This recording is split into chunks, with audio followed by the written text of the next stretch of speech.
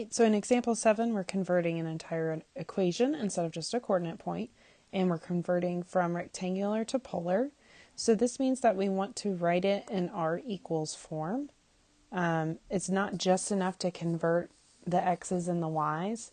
We also want to get r isolated, similar to how often in rectangular form we have y equals. All right, so again, we're keeping in mind the relationships we discussed in the previous video, that to convert from polar to rectangular, we're using these, and from rectangular to polar, we're using these. Now, that being said, we often can use these actually in either way, right? So to convert a polar to rectangular coordinate, I use these, but then I also use these to convert from rectangular equations to polar. So let's try that. So basically what I'm saying is I know that y is equal to r sine theta.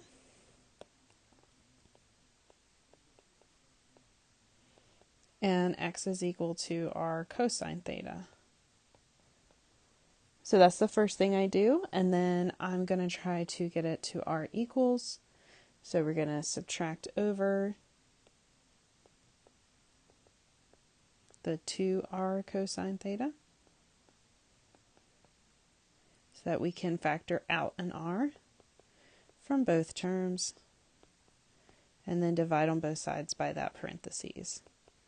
So basically, linear functions often take this form here, where it's kind of like a quotient, and you'll see something like this in the denominator.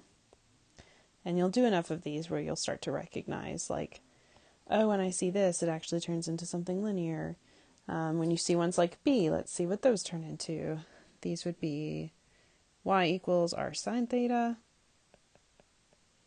So if I get r by itself, again, linear often has some sort of quotient. And you can see how this one differs from this one, where we had an x, we had a slope other than 0, basically.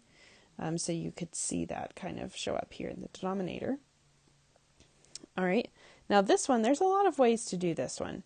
Now, can I still plug in r cosine theta for x and r sine theta for y? Absolutely. But if you go back and actually look here, if you have x squared plus y squared, save yourself some trouble and just go ahead and substitute that for r squared. Because then it's nice and easy, right? And so that's all you would have to do in order to get r equals in this form. And just as a side note, yes, you could absolutely have put r equals -4 here. You just don't need to put both. Since we're talking about a radius, we could describe it as a +4 or a -4. Essentially, we're just trying to include all points that are distance of 4 from the pole. So either one would be accepted. Obviously, it's a little bit more typical to see the +1 just because we don't go out of our way to have things with negatives, but that is technically equally correct.